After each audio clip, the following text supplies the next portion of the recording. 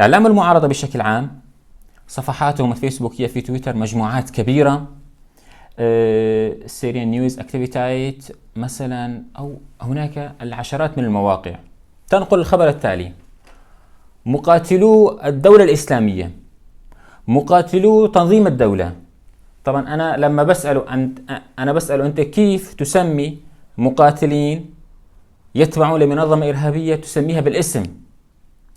نحن اصطلاحا نسميها داعش مثلا، إرهابية داعش، أنت لماذا تطلق عليها مقاتلو تنظيم الدولة؟ يقول لك والله أنا لا أتدخل، أنا صحفي وأنقل الخبر بحيادية وأسمي الأشياء كما يسميها أصحابها، طالما أنهم يطلقون على أنفسهم مقاتلي تنظيم الدولة أو الدولة الإسلامية فأنا أكتفي بنقل الخبر. أوكي. يقول لك مقاتلو هيئة تحرير الشام. يا رجل، من هيئة تحرير الشام؟ هؤلاء يعني هذول جماعة جبهة النصرة، جبهة النصرة تنظيم القاعدة في سوريا. يعني بماذا يختلفون عن داعش مثلا؟ لا، هم غيروا من اسمهم.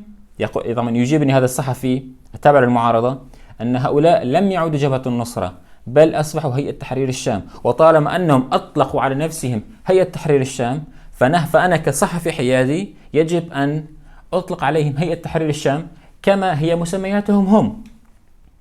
والأمثلة تطول إلى الجيش الحر والفيلق والمدري الكتيبة واللواء الفلاني والفلاني، كلها يسمونها بمسمياتها كما تسمي تلك الجماعات أنفسها. لكن عندما يتعلق الخبر بالقوات الكردية، وحدة حماية الشعب، وحدة حماية المرأة يبجي، أو المظلة الأشمل قوات سوريا الديمقراطية، وهي المكونة من عرب وكرد وسريان وباقي الأقليات في سوريا في الشمال السوري، يسرد لك الخبر التالي: ميليشيا قوات سوريا الديمقراطية الإرهابية تشتبك مع الجبهة الفلانية أو الفصيل الفلاني، أو سواء كان النظام السوري أو داعش أو جيش حر أو إلى آخره. طيب، طالما قوات سوريا الديمقراطية تسمي نفسها بأنها قوات سوريا الديمقراطية، أنت لماذا تسبق الاسم بكلمة ميليشيا؟ لماذا تلحق الاسم بوصف الإرهابية؟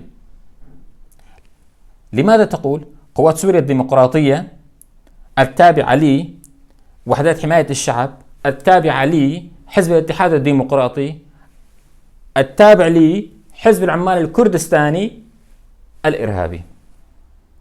طبعا السؤال هو لماذا تجتهد كثيرا في تكرار المصطلحات لتصل إلى مصطلح الإرهاب وتلصقه بقوات سوريا الديمقراطية؟ طب أنت يا صحفي، أنت يا إعلامي، أنت يا ناطق رسمي باسم الائتلاف، باسم مكونات المعارضة، منظمات المعارضة، أنت تسمي هيئة تحرير الشام ولا تسميها النصرة فقط لأنها غيرت من اسمها وأطلقت على نفسها هيئة تحرير الشام. تسمي مقاتلي داعش الإرهابيين تسميهم بمقاتلي تنظيم الدولة فقط لأنهم يسمون أنفسهم مقاتلي تنظيم الدولة.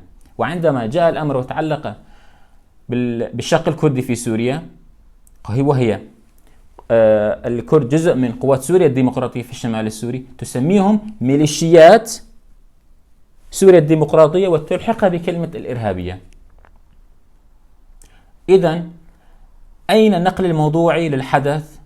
أنت كإعلامي أو كناشط إعلامي أو كمجرد شخص يملك قناة في اليوتيوب أو يملك صفحة في تويتر أو فيسبوك والمنصات الأخرى.